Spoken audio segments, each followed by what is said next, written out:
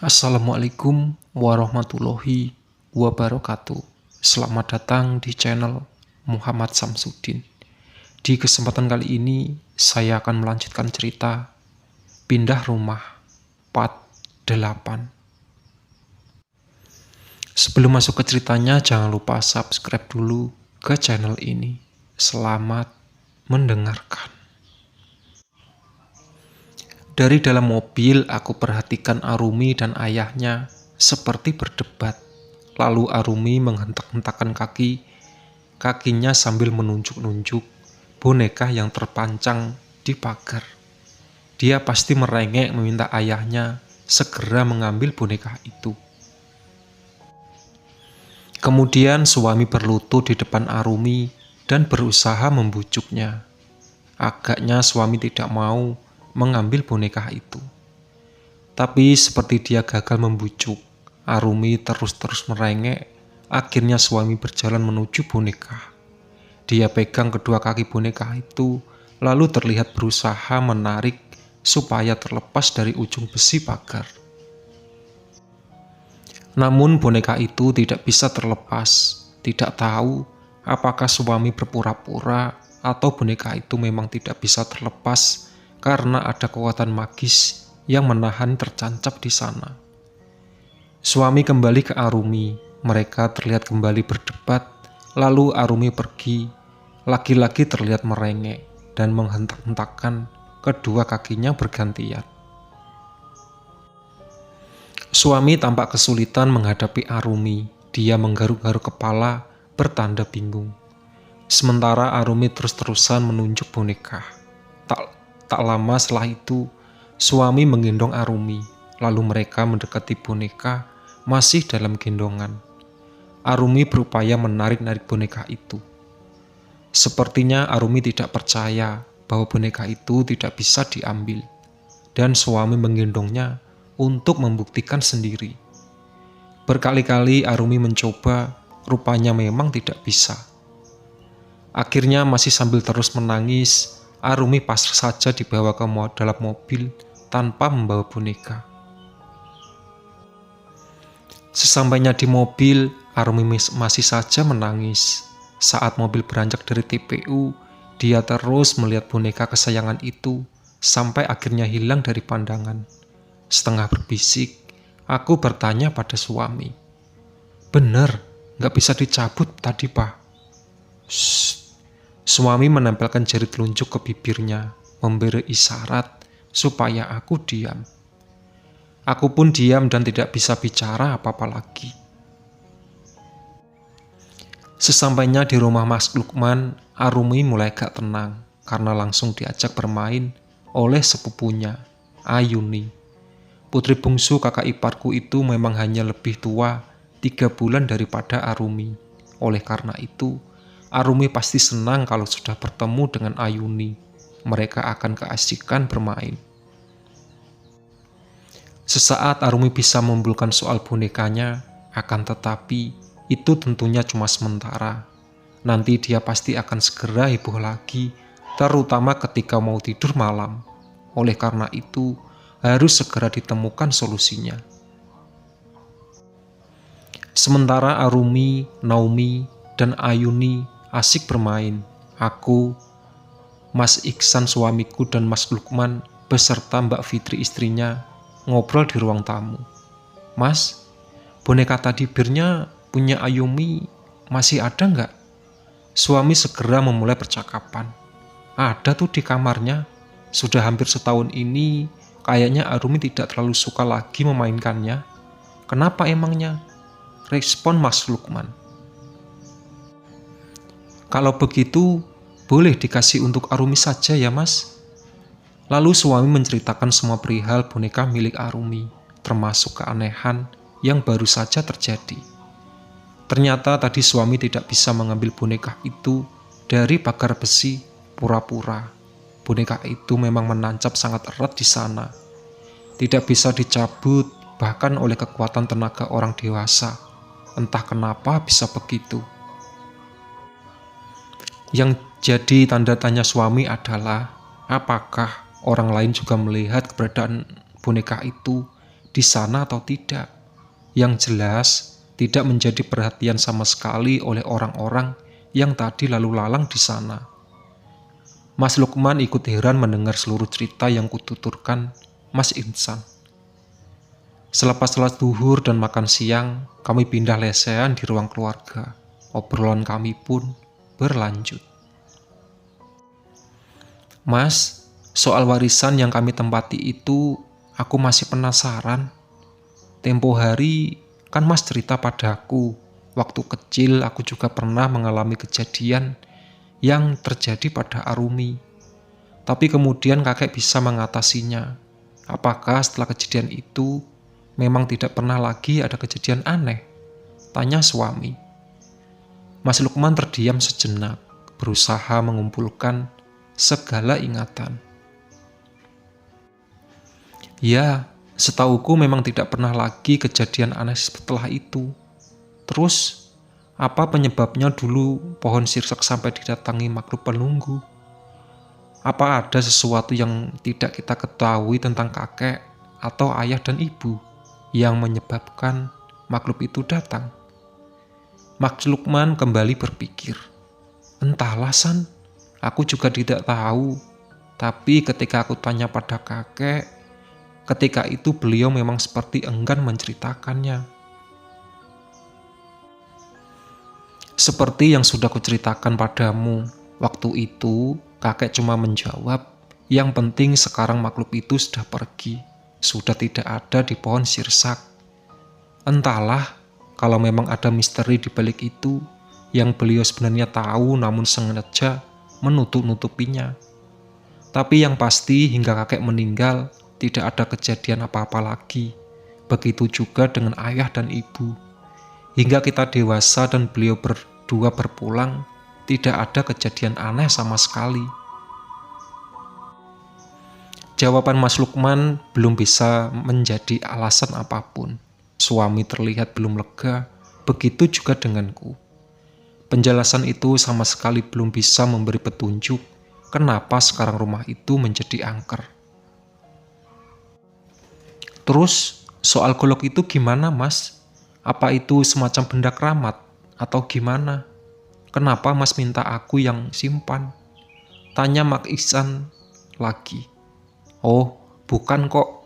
Setauku, kakek dan kedua orang tua kita bukan pengamal syirik. Hanya saja karena ketika kecil kalau pernah diganggu makhluk gaib, golok kurban peninggalan kakek itu sengaja aku suruh kau yang simpan. Karena aku melihat betul, dulu golok itulah yang digunakan kakek untuk mengusir makhluk itu dari pohon sirsak. Jadi barangkali lebih baik kau simpan. Mungkin suatu saat begitu berguna. Itu aja sih pertimbanganku. Ternyata memang kejadian lagi toh pada anakmu, dan golok itu kembali bisa mengusirnya. Mas Ihsan manggut-manggut mendengar penjelasan kakakku itu. Dia seperti menduga masalah ini ada kaitan dengan masa lalu kakek atau kedua orang tuanya. Lalu Mas Lukman melanjutkan. Yang tidak habis pikir, kenapa setelah itu masih ada kejadian aneh? Kenapa ada sosok menyerupai dirimu muncul mengganggu Novi? Terus, kenapa pula boneka Arumi hilang tiba-tiba di TPU?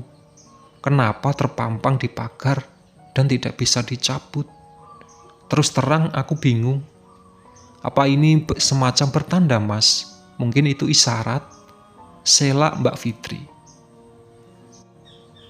Iya, barangkali ini semacam permintaan pada kami untuk mengungkap sebuah misteri yang pernah terjadi di rumah itu. Aku menimpalinya. Bisa jadi, tapi misteri apa ya? Mas Lukman termangu. Oh iya Mas, rumah itu kan sempat 6 tahun dikontrakan. Jika dari pihak keluarga kita memang tidak ada yang terkait dengan misteri ini, barangkali ada kaitannya dengan salah satu pengontrak itu. Analisaku. Betul. Kita tidak terlalu kenal siapa-siapa saja mereka. Tidak pernah tahu apa yang mereka lakukan di rumah itu selama menempatinya. Apapun yang pernah terjadi di saat selama di kontrak, orang kita juga sama sekali tidak tahu. Mas Lukman seperti menemukan titik terang. Ma, coba ambil semua surat perjanjian kontrak. Kita coba lihat lagi data-data orang yang mengontrak di rumah itu, ujar Mas Lukman pada istrinya. Mbak Fitri segera membuka lemari penyimpanan yang berada tak jauh dari posisi kami duduk. Dari lemari itu dia keluarkan setumpuk berkas, kemudian menyerahkan ke Mas Lukman. Satu persatu surat perjanjian kontrak itu dibolak-balik oleh Mas Lukman. Rata-rata yang mengontrak rumah ini cuma untuk 1 tahun. Ini ada 5 berkas surat perjanjian kontrak. Mas Lukman berkata-kata seraya terus membolak-balik berkas. Oh iya Ma, ini surat kontrak tahun ketiga dan keempat. Yang menandatangani kan Mama nih. Ketika itu Papa kan sedang ditugaskan di Kalimantan. Iya Pak, kenapa emangnya? Saud Mbak Fitri. Pengontrak tahun ketiga ini gimana orangnya Ma? Dia surat ini tertera namanya Sumadi, pekerjaan seniman. Saat itu dia sendiri yang mendatangi surat ini kan? Mama ketemu sama orangnya. Oh yang itu, iya Pak. Dia sendiri yang datang ke sini mendatangi surat perjanjian kontrak, sekaligus membayar lunas uang kontrak untuk 1 tahun. Katanya dia memang seniman, punya semacam grup kesenian kuda lumping atau reog gitu deh. Kalau nggak salah Pak. Mama nggak tanya-tanya lebih jauh ketika itu. Orangnya memang sentrik sih Pak. Ya seperti kebanyakan seniman lah, jawab Mbak Fitri. Nah, kalau yang ini gimana Ma? Pengontrak tahun keempat, namanya Ranti Pusparini. Ada fotokopi KTP juga nih. Tertera lahirnya tahun 1993 dan status belum menikah. Mama ketemu juga dengan orangnya. Iya Pak, yang itu Mama juga ketemu.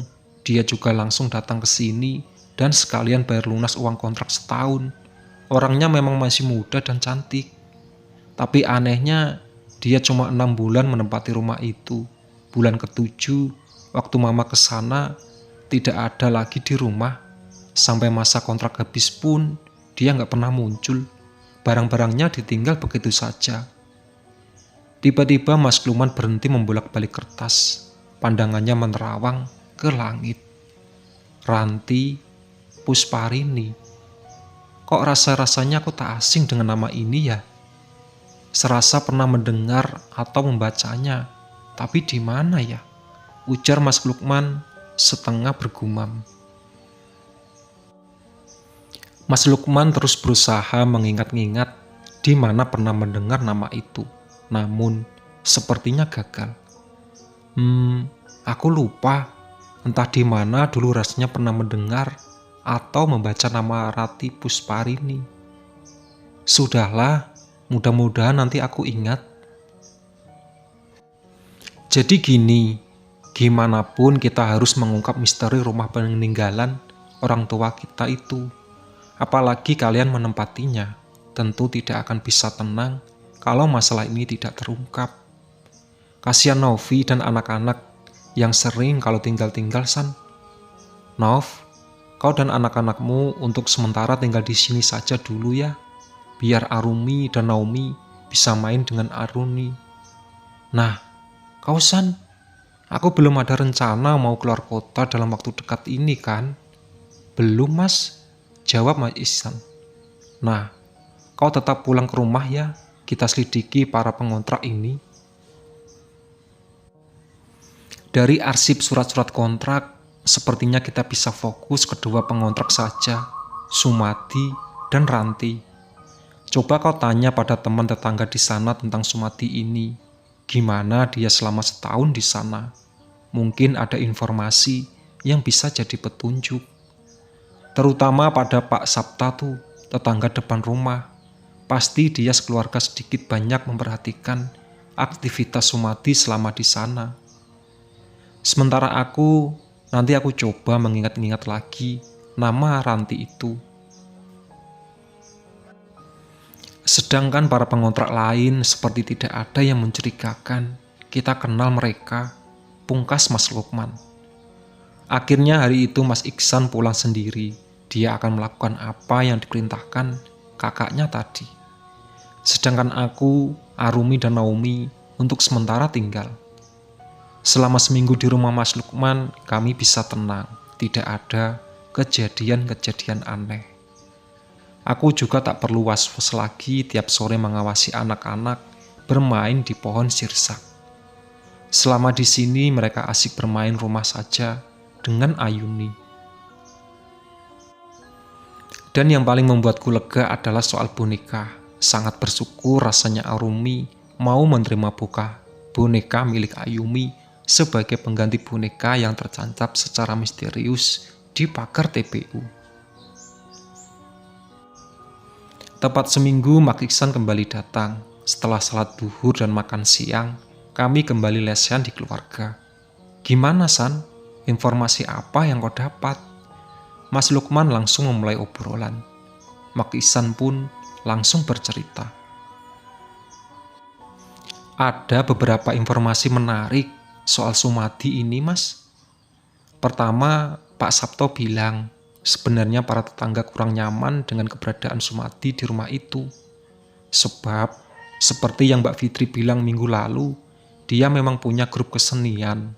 Jadi rumah itu sering ramai oleh anggota grupnya.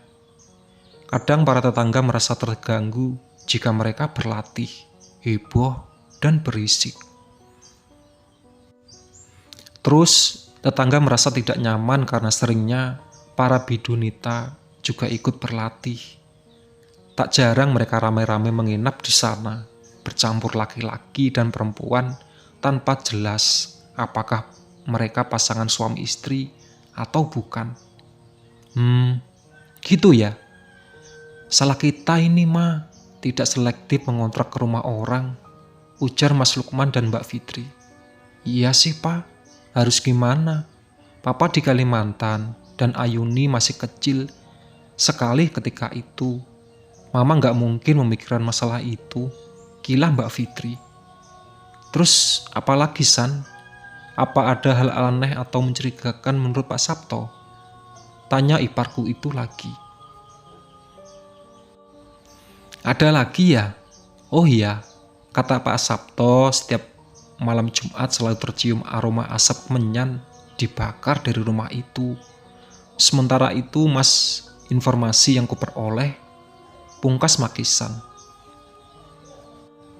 Iya, informasi ini baru kita ketahui sekarang, tapi belum bisa menjelaskan indikasi apapun. Selama mereka di sana mungkin saja banyak kejadian buruk terjadi, terutama soal keberadaan para bidu wanita itu.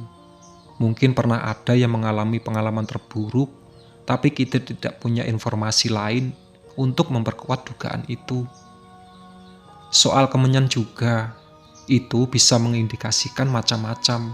Bisa jadi hanya bagian dari alat istiadat, tapi bisa juga untuk bagian dari pelaksanaan ritual tertentu. Tapi lagi-lagi kita tidak bisa menyimpulkan lebih jauh, karena informasi yang kita punya terlalu sumir. Baiklah San, kau teruskan aja menggali informasi, mungkin ke tetangga lainnya juga. Aku sendiri sampai sama sekali masih belum bisa mengingat lagi di mana pernah mendengar nama Ranti Pusparini. Mudah-mudahan nanti ada jawabannya, tutur Mas Lukman mengakhiri. Demikian pembicaraan kami hari ini. Belum ada titik terang yang bisa menjelaskan kenapa rumah kami menjadi angker. Atas perintah Mas Lukman, aku dan anak-anak tetap bertahan di rumahnya. Sementara Mak Iksan kembali pulang. Pagi itu kantornya Lukman sedang memilih-milih arsip. Beberapa arsip yang sudah memenuhi masa retensi akan dia pindahkan ke gudang. Map-map folder yang memenuhi lemari arsipnya, dia pilih satu persatu yang usia datanya telah melebihi 2 tahun dikeluarkan. Ketika mengambil map folder dan pembayaran gaji karyawan tahun 2013, tiba-tiba Lukman teringat sesuatu. Map ini Dulu dia juga mengarsipkan tahun 2015 saat dia masih mulai bekerja lagi di kantor pusat setelah lebih 2 tahun bertugas di Kalimantan. Dia amati map itu, lalu dia bolak-balik arsip di dalamnya. Lukman tertegun ketika jemarinya akan menunjuk satu set berkas. Berkas itu adalah arsip daftar pembayaran gaji karyawan bulan di tahun 2013. Paling atas tertera nama direktur utama, kemudian berturut-turut nama jajaran direksi lainnya. Terus ke bawah tertera nama Ranti Pusparini, jabatan sekretaris pimpinan. Lukman terkesiap, dia balik arsip pembayaran gaji bulan-bulan berikutnya. Hingga bulan Juni masih ada pembayaran gaji atas nama Ranti Pusparini dengan jabatan yang juga sama, sekretaris pimpinan. Namun di arsip pembayaran gaji bulan Juli, nama itu sudah tidak muncul lagi. Berarti dia hanya 6 bulan bekerja di perusahaan ini, gumam Lukman. Lukman tersadar, ini sebenarnya kenapa dia merasa pernah kenal nama itu. Karena memang pernah membacanya ketika akan menyimpan arsip itu tahun 2015 lalu. Rupanya Ranti Puspitasari pernah jadi sekretaris pemimpinan selama 6 bulan di perusahaan ini ketika aku di Kalimantan, gumamnya. Dan selama aku tidak sadar, dia juga pernah menghuni rumah warisan orang tuaku selama 6 bulan, gumamnya lagi. Itulah sahabat cerita dari Pindah Rumah. Ditunggu part selanjutnya. Oke.